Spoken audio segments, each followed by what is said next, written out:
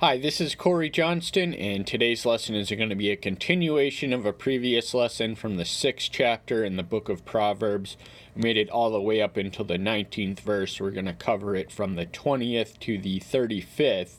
And the theme, which is consistent with the 5th and the 7th chapter, is the warning against idolatry. What comes before it is sort of warnings against folly or foolishness and advice for daily livings. We're just going to briefly review what we already covered in the previous lesson. He advises his son not to indiscriminately oblige himself to be a guarantor of a friend's pledge. After all, if he cannot honor it, a friendship is of more valuable than the pledge that one takes. He advises him against laziness and idleness. They are rooted in poverty. Now, the roots of poverty are much more complex than laziness, but laziness is a huge part of poverty, and Solomon has nothing nice to say about lazy people in the book of Proverbs. And also we read of the 7 things which are an abomination to him. This is important because Yahweh is an Elohim of love, but he also hates certain things. And in as much as our love for Elohim will increase, so too will our hatred for sin increase in simultaneous proportion. The 7 things are these: a proud look, a lying tongue, and hand shedding innocent blood, a heart devising wicked schemes, feet quick to run to evil, a false witness breathing out lies, and ones who cause strife among brothers. We've already commented on these in the previous lesson. These are pretty self-evident as to why the Creator would hate such actions and dispositions. So we're just going to open with the 20th verse, which marks the beginning of this lesson. And remember, the theme is a warning against adultery, the sin. My son, watch over your father's command, and do not forsake the law of your mother. So this also connects to the 5th commandment of the Decalogue, which is respect and reverence for one's parents. The father, his command and his instructions are not to be treated lightly or trivially or cast aside or pushed away. And the law of Moses is also the law of the mother. The Jewish people were not Jewish unless their mother was Jewish. So that meant that the Torah would have it came from Yahweh to Moses, but was in every household. It was the governing principle which ruled not only their relationship to Yahweh, but also themselves and to humanity at large. Bind them on your neck always, tie them around your neck, so make them so much a fabric of your being that they are indelibly attached to you, so that there is no they're not a part of who you are. They are who you are. The heart is the center of emotion, will, and desire. And so if we have the law and the Father's instructions and commands in our hearts and tied them around our neck, we will not forsake them or be forsooken by them or invite the negative consequences we must otherwise endure on account of treating trivially that which is deemed to be most significant.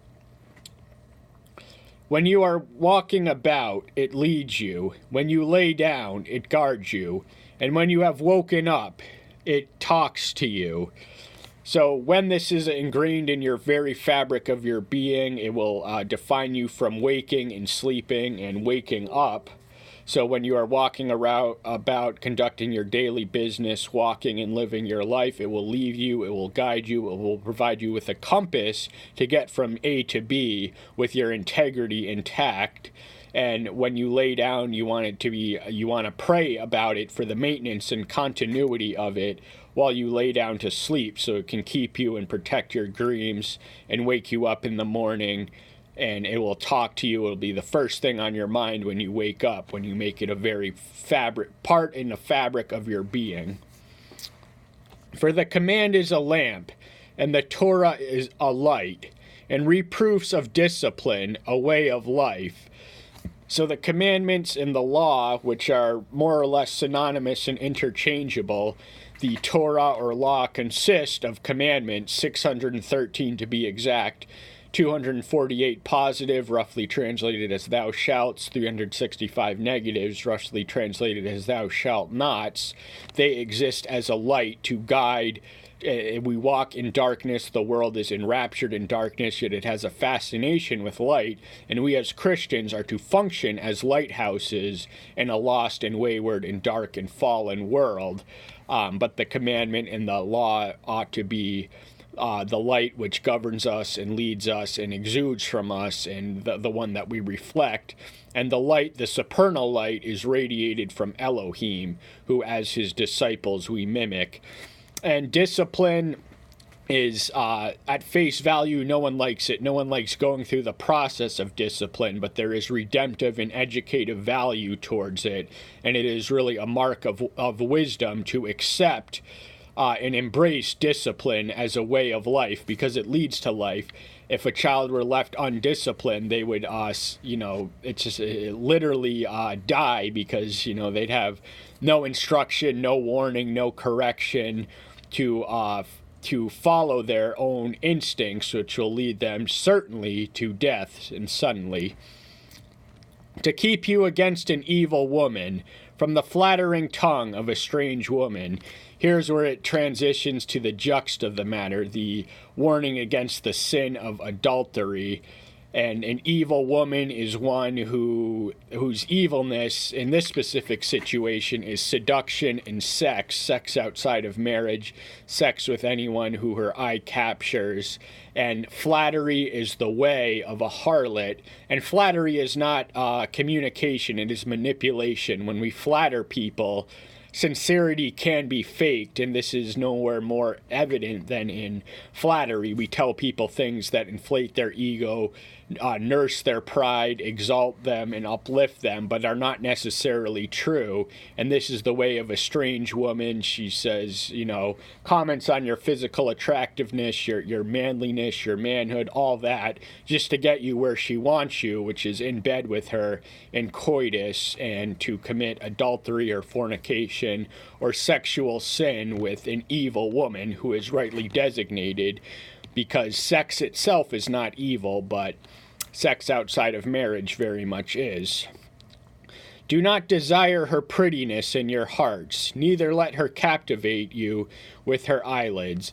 So adultery begins, before it touches the flesh, it begins in two places, the heart and the eyes. So we already commented on the heart being the seat and center of emotion, desire, and will, and eyes. Now, in the Sermon on the Mount, Matthew 5:28, the Savior elevates and exalts the attitude of lust to the moral equivalent of adultery.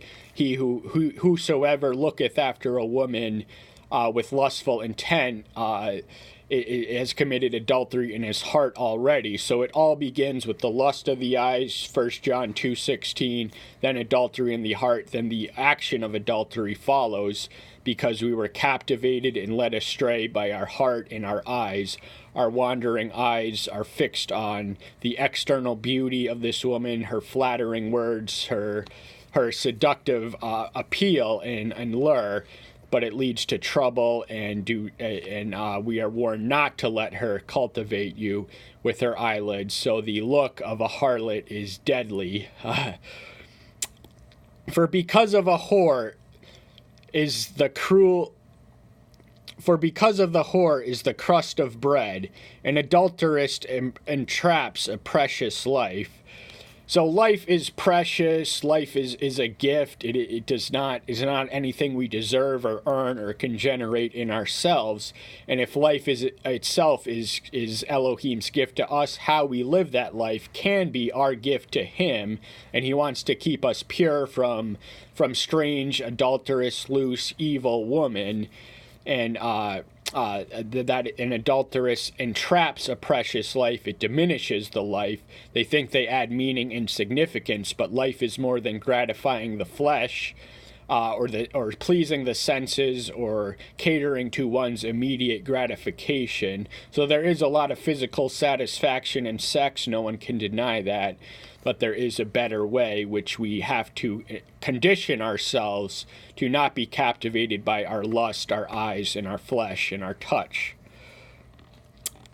Would a man take fire to his bosom, and his garments not be burned? So fire is a lot like sex in that fire is warm. Fire and sex are both warm, but when they are not contained or controlled, they can become burning. And that is the same thing with fire. Now, if we have a designated area, a campfire of logs, if it spreads beyond its natural boundaries, it's going to burn all the tents in the camp and the forest up. Same thing with sex. If we let it go outside of marriage or just on any whim or fancy, then we too will be similarly burned and destroyed. So fire is metaphorical to sex, fire to his bosom, and garments will not be burned. So the adulteress burns all she comes across with. The sexual pleasure is likened to warmth, but too much in excess, and when it controls and governs your every instinct and appetite, it has a burning, destructive effect. Would a man walk on hot coals and his feet not be scorched? So this outlines the impossibility of harboring lust or acting on lust and not being burned by the flame and the fire and the uncontrollable spread of this fire of lust and perverseness and pervertedness and perversity and lust and sexual sin. So it is impossible. It's as much as impossible for a man to walk on hot coals and his feet not to be scorched as it is to one who succumbs and is entrapped by an adulterous liaison to not be burned and destroyed in the process thereof. So is he who goes into his neighbor's wife. None who touches her goes unpunished. So the metaphor, the establishment, and the connection, I said in advance, it is comparable to one who goes into his neighbor's wife. That means a wife not your own. It is someone else's wife, and that is the sin of adultery. And there were real punishments. It was a capital punishment, punishable by stoning and death in the ancient Israelites by the Mosaic law. But our adultery is not illegal in our society or culture. It is still unethical and frowned upon. But a punishment, now you can get away with it for a whole lifetime, but you can't get away with it after the life, because one day we have to answer for every action and every work and every word we've ever spoken. And if those were devoted to the baser instincts of life, we're not going to be unpunished. They do not despise a thief if he steals to satisfy his appetite when he is starving. Now, of course, no one likes a thief, but comparable to one who steals someone's wife, someone who steals someone's good is preferable and less harmful and less detrimental and dangerous and almost more welcome into one's home than someone who's going to sneak in and steal one's wife. So a thief, adultery is very much thief, because a wife is another man's property, as antiquated as that may sound. They are mutual possessions. It's not an excessively patriarchal lens that I'm projecting, a wife being a piece of property. They mutually belong to each other. So when you take something which belongs to someone else, you are a thief. So adultery, the sin of adultery is comparable to, is synonymous with the sin of thievery, and it is also elsewhere comparable to the sin of idolatry, because Israel was in a covenant which was to be a marriage, a relationship comparable to a marriage, whereby if they went lusting after the idols of the neighboring nations, they would have committed adultery, which would be likened to idolatry and adultery. And this is the juxt of Hosea, the book of Hosea, above all else. Yet if he is caught, he repays sevenfold. He gives all the wealth of his house. Now, according to the Mosaic law, a fourfold restitution for any stolen item was the standard retribution, and it could not exceed fivefold.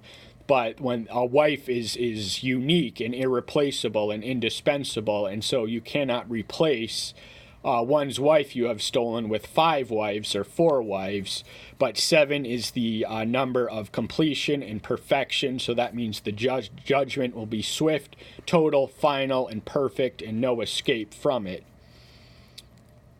He who commits adultery with a woman lacks heart. He who does it destroys his own life. So the action is rooted in a deficiency of heart. Their heart is not oriented towards the more exalted and loftier things of life, the spiritual truths, the transcendent truths above us. They are walking by sight, and they see beautiful women, and their heart leads them into their snares. But and the argument made by many sexual practitioners of sexual sin is that they're only harming themselves. They're not doing it to anyone else. But when we treasure our life in proportion to the one who gave it to us, how he deems it, then we understand and appreciate the gravity of our sin. He finds smiting and shame, and his reproach is not wiped away. So for a fleeting passion, for a momentary fling, for a temporary gratification of immediate pleasure, there are longer lasting and enduring consequences, of which we read here. Smiting and shame, reproach is not wiped away. The reputation for adulterer will travel with him wherever he goes, and he will not be trusted or held in high esteem or regard. All it takes is once is to require the reputation of an adulterer. That's seriously all it takes. For jealousy enrages a man, and he does not spare in the day of vengeance. So a man has every right to be jealous of his wife. And jealousy and envy are not, strictly speaking, the same thing. Envy is always only and invariably sinful, and it's likened to the root and origin of all evil. But jealousy, it's not sinful to be mutually jealous of our exclusive possession and devotion to our significant others. And Yahweh himself is likened to a jealous Elohim, both in the Decalogue and in passages such as Nahum 1:3. But the jealousy of a man whose wife has forsaken him for another man will be a fire, a flaming fire, a consuming fire, that will spare its wrath and retribution and inflict and seek to inflict vengeance on the one who has wronged and stolen what belongs to him. He does not regard any ransom, nor accept your bribe, however great. So there's no amount of money that can replace or erase the sin of adultery.